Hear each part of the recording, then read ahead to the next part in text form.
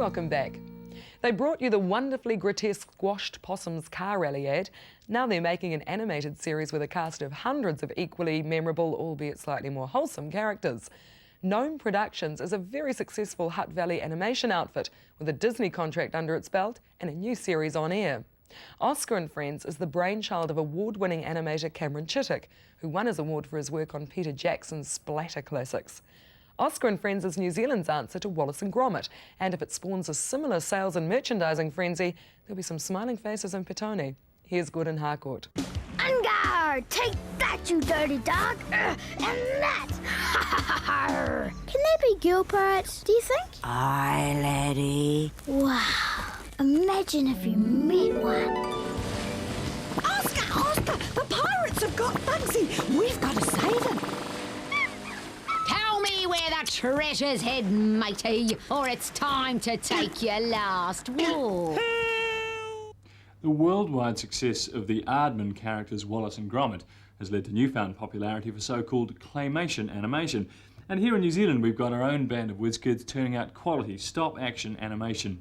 For now, you can only catch Oscar and Friends for about 5 minutes on a Saturday morning, but the creators of these amazing characters, and literally hundreds more, are hoping that their 20-centimetre star will become the latex equivalent of Anna Paquin. When things are dull, watch out, yikes! Adventure's just begun. With Doris and Bugsy, his fantasy friends, they're always having fun. Oscar's only just made his debut on Saturday morning TV, so his creator's best-known work is, without a doubt, the spitting, wheezing possums in the smoke-free rally headlights. Sliding and mate, I'm knackered. Sorry. I'm dying for a fag. Oh, that's better. What's that? Oh, sorry, mate. A bit wheezy, eh? No, that noise. Oh, check it out, 2 moons. How do you feel? Bit run-down, actually. Cameron Chittock began his film career on Peter Jackson's Bad Taste. Now he's realising a 10-year vision. It's a dream come true, really it is, it's amazing. Cameron, how did Oscar start? I'm not really too sure. I think he might be a bit similar to me, actually, but my childhood. Wow, look at this place. 2 years ago he finally scored finance, $1.5 million from NZ On Air, and joined forces with animation whiz Euan Frizzell and his long-established outfit, Gnome Productions. Well, Euan, for you, what is it that's exciting about Oscar? It's great fun. I mean, he's lovely characters. We've got pirates and bandits and whales and sharks and crabs and ghosts and, you know, it's a fantasy land. So there's plenty of stuff to play with and to have fun with. And the stories just rip along. So in storytelling terms, it's very satisfying. Oscar and Friends is what's known as replacement animation. Rather than laboriously remodelling a plasticine mouth for every word he and his friends say, a range of mouths is made, with a new one put on each shot to match that particular dialogue. Even so, it's still heartbreakingly slow work. A typical day's shooting might only render 4 seconds of footage per camera. That means fully 3 weeks to shoot a 5-minute episode. It's a long, arduous and expensive process, but in classic New Zealand fashion, the results far exceed the budget by international standards. And to think it's the last thing I'll ever see. It was a huge investment for NZ On Air, but in animation terms, it was a very small amount of money. How does the budget compare? What's the cost per minute of Oscar? A bit over 10,000 a minute. Yeah. The Americans consider 10,000 US as super low budget. So 10,000 New Zealand is like Hard work. 16 people work full-time on getting Oscar from script to screen. Oscar and Friends, you be on the edge, be seat till it ends. Oscar and Friends, always having fun.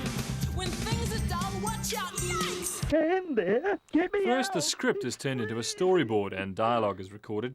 Then the two are matched together in a computer. French vanilla.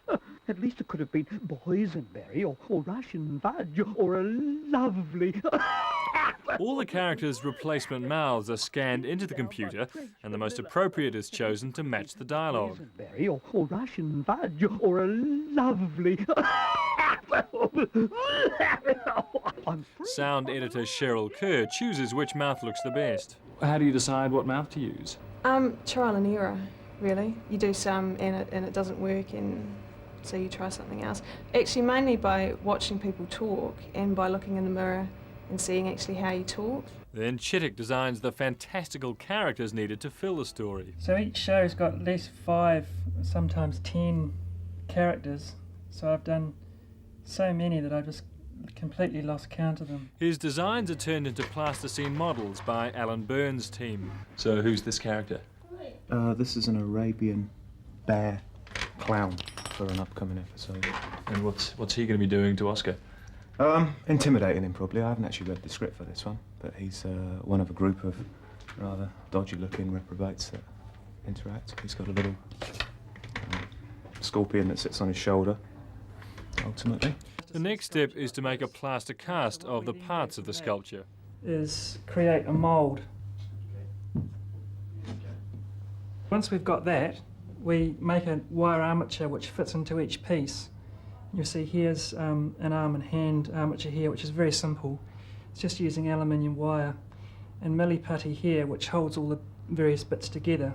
The cast with armature is then filled with liquid latex foam and baked. We then assemble the character and paint it, and you end up with a finished product like this. So you can bend all of the legs, all of the arms, you can move the head around like this. And for some of the characters you make duplicates, do you? Yes, because of our shooting schedule, we've basically got a month per show to shoot each one.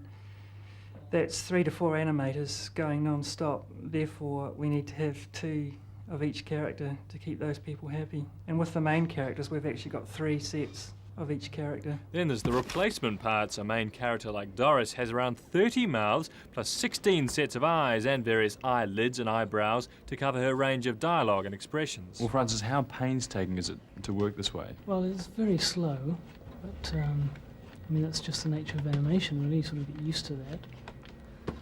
I mean, sometimes heads drop off and arms drop off and a wire breaks inside the models, and it's very frustrating. And what is it that makes a good animator? Well, for particularly this type of animation, where you've got characters that you sort of get to know, I think it really helps if you're a sort of closet actor, you know. And to think it's the last thing I'll ever see. We have these little sort of foam puppets, and you have to move them around and make them really believable, make people believe that they're sort of thinking beings, and you have to have quite a bit of an imagination to do that. How important is the animator? Vital, absolutely vital, because that's where the performance of the characters come from. So they are actors, they are the people who make the characters act, and so they are as vital to a drama, which is what Oscar is, as a good actor is to a live action drama. So it's kind of a casting process almost. They really need to be able to get out of their characters something that the audience will respond to, so it's vital. The end result is character-based animation with a cartoon-style look and as much spectacle as possible.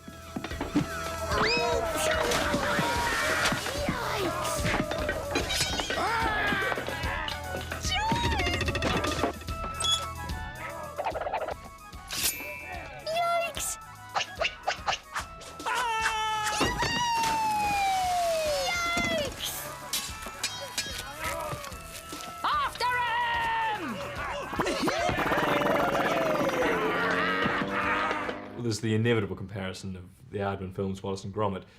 Is that an irksome comparison, or is it flattering to you? Oh, it's flattering.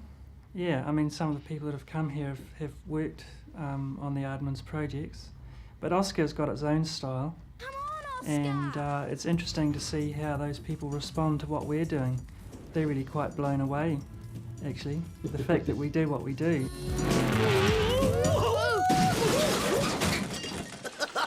According to the already largely realised vision of Cameron Chittock, his characters will become international icons. My hero. Obviously, I'd like it to be huge, but you know, you never like. I don't really want to sort of say it is going to be a major international success. I mean, you just never know what's going to happen, really. So I'm really just happy to have done it, really. You know, that's a dream come true for me, and whatever happens from now is a bonus. Oscar, Oscar, Oscar and friends, you'll be on the edge of your seat till it ends. Oscar, Oscar, Oscar and friends, always having fun. Catch Oscar and Friends at 5 to 9 Saturday mornings on TV3. And perhaps it won't be too long before your 4-year-old is demanding Oscar pyjamas with matching toothbrush. Coming up after the break, Christchurch sculptor Neil Dawson shows us the many steps to heaven, and Ali Smith plays the woman from hell in Downstage's latest production, The Visit.